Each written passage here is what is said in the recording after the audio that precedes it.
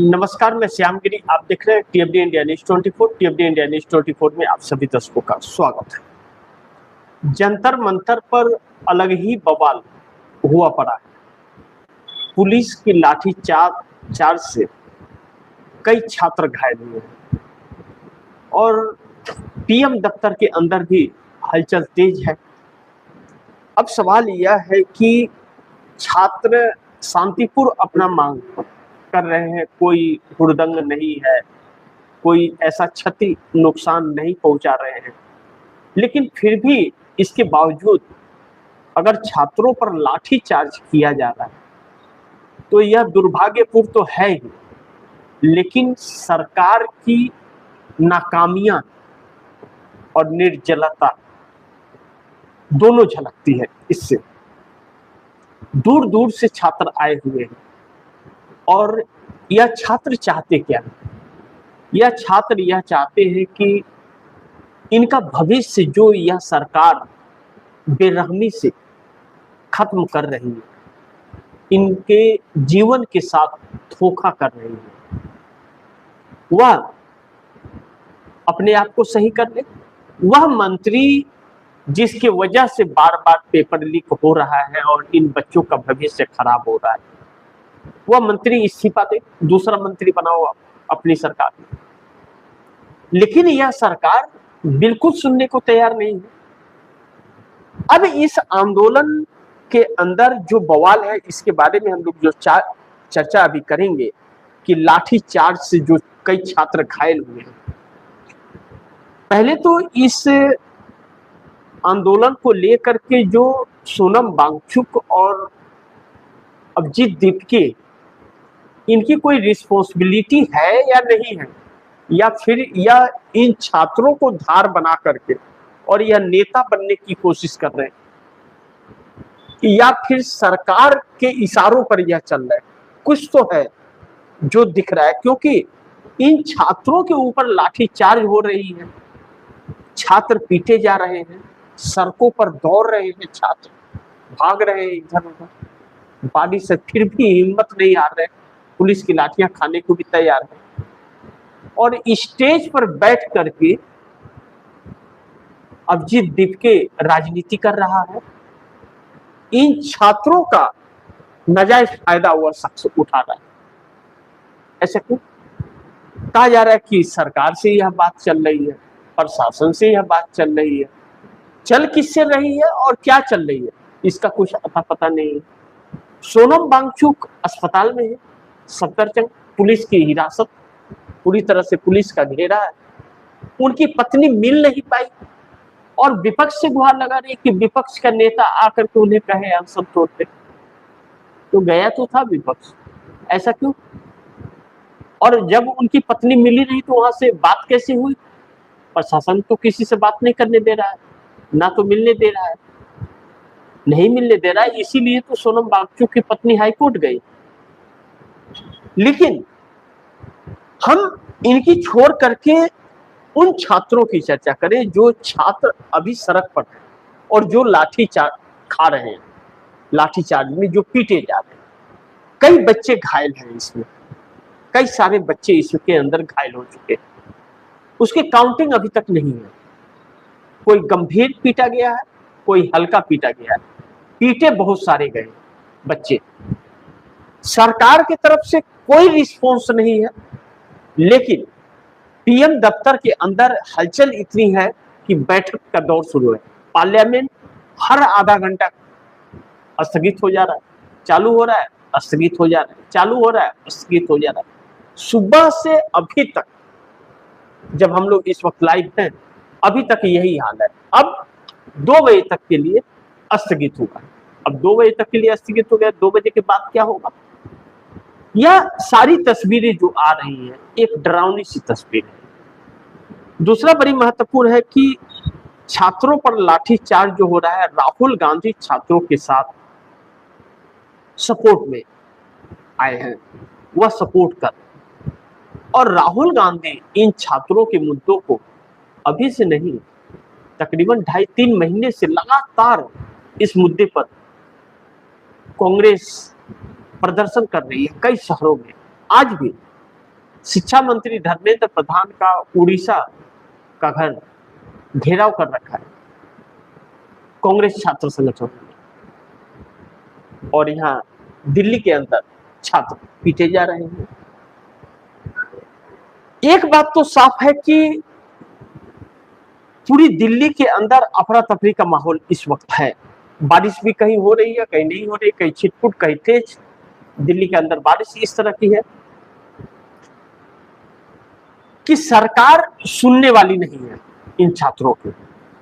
यह इरादे साफ कर दिए हैं सरकार ने कि वह कुछ भी नहीं सुनेगी, जैसा चल रहा है वैसे ही चलाएगी यह सरकार। अब बच्चों को इसका फैसला करना पड़ेगा कि जब सरकार नहीं सुन रही है, शिक्षा मंत्री की तो बात छोड़िए, सरकार ही नहीं सुन रही है, तो फिर इन छात्रों को आगे कदम क्या उठाना है? क्या देर शाम होते होते ही सभी छात्र अपने अपने घर को चले जाएंगे? जाएंगे तो जरूर, क्योंकि बहुत दूर दूर से आएंगे। वहां रह करके खाएंगे पिएंगे कहाँ, रहेंगे कहाँ?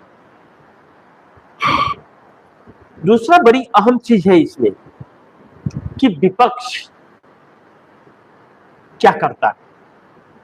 अभी तक पार्लियामेंट के अंदर तो लगातार सवाल खड़े कर रहा है, चर्चा करना चाहता है इस मुद्दे पर छात्रों के, और सरकार सुनने को तैयार नहीं। सरकार बिल्कुल चर्चा को तैयार नहीं।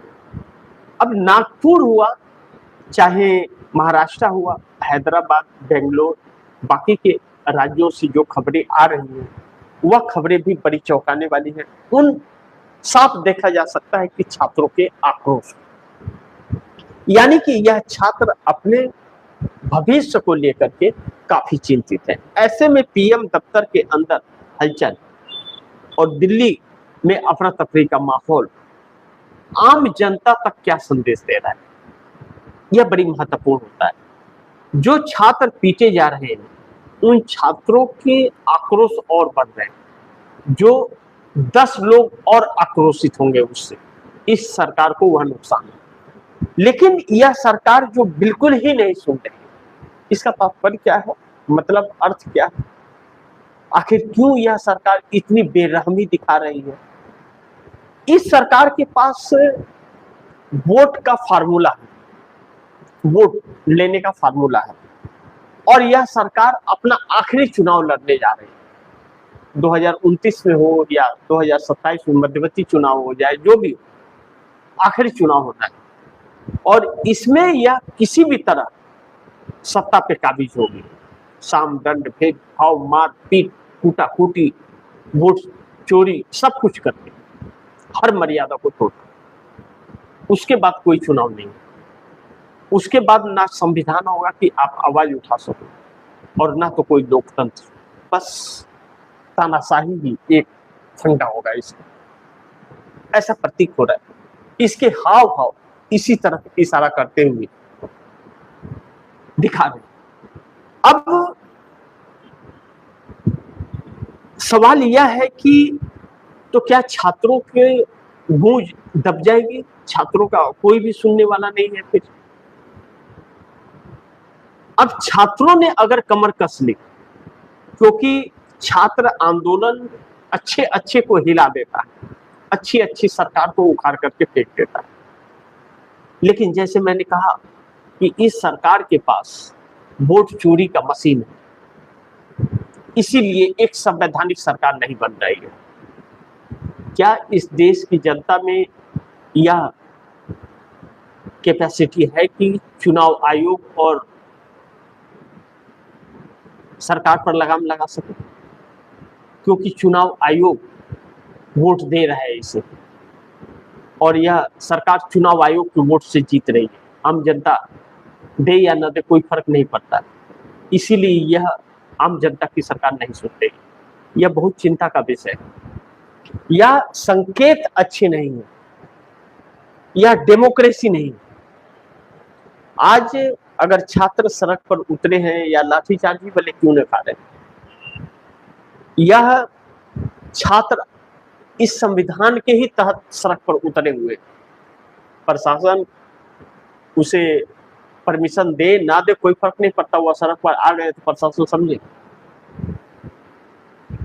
लेकिन कहीं ऐसा तो नहीं कि जिस आंदोलन को नजरअंदाज कर रही है यह अभिजीत दीपके और सोनम वांगचुक से आधारित नहीं है। यह आंदोलन पूरा यह छात्रों से आधारित है और यह दोनों छात्र या छात्र के नेता नहीं है। यह एक रची रचाई प्रायोजित था, लेकिन दुर्भाग्य है कि इन लोगों के हाथ से निकल गया और छात्रों ने कंट्रोल अपने पास ले लिया। इस आंदोलन का कोई भी नेतृत्व ऐसा नहीं है जो दिशा दे रहा है, लेकिन इस आंदोलन को दबाने के लिए अलग अलग प्रयास किए जा रहे हैं, क्योंकि कंप्रोमाइज हो चुका है। यही सत्य है और सत्य से मुंह नहीं मोड़ा जा सकता। दूसरा बड़ी अहम चीज है कि छात्रों का गुस्सा जिस तरह से फूट रहा है और अलग अलग शहरों में जो स्थितियां हैं, यही स्थितियां अगर लगातार बनी रह गई तो फिर मोदी सरकार के लिए बहुत ही संकट आने वाले दिनों में आना है। और पार्लियामेंट में जो बिल पास कराने के लिए हथकंडे अपना रही है यह सरकार, गैर संवैधानिक तरीके से लोगों को मान्यता दे रही है। यह छात्र भी समझ ले और देश भी समझ ले कि लोकतंत्र को बिल्कुल यह सरकार नहीं मानती, और जो सरकार लोकतंत्र को नहीं मानती उसकी तानाशाहियां ऐसे ही होती है जैसे कि आज है। बाकी थोड़ा इंतजार कीजिए, बहुत कुछ तस्वीरें साफ आएंगी। बाकी आप दर्शकों की क्या राय है, क्या सुझाव है, कमेंट बॉक्स में जरूर दीजिएगा। इस खबर को ज्यादा से ज्यादा शेयर कीजिए, अपने दोस्तों को भी कहिए आगे शेयर करें। और आपने अगर टीएफडी इंडिया न्यूज 24 को सब्सक्राइब नहीं किया, सब्सक्राइब कर लीजिए, अपने दोस्तों को भी कहिएगा सब्सक्राइब करें। मिलते हैं अगली खबर के साथ, तब तक के लिए नमस्कार।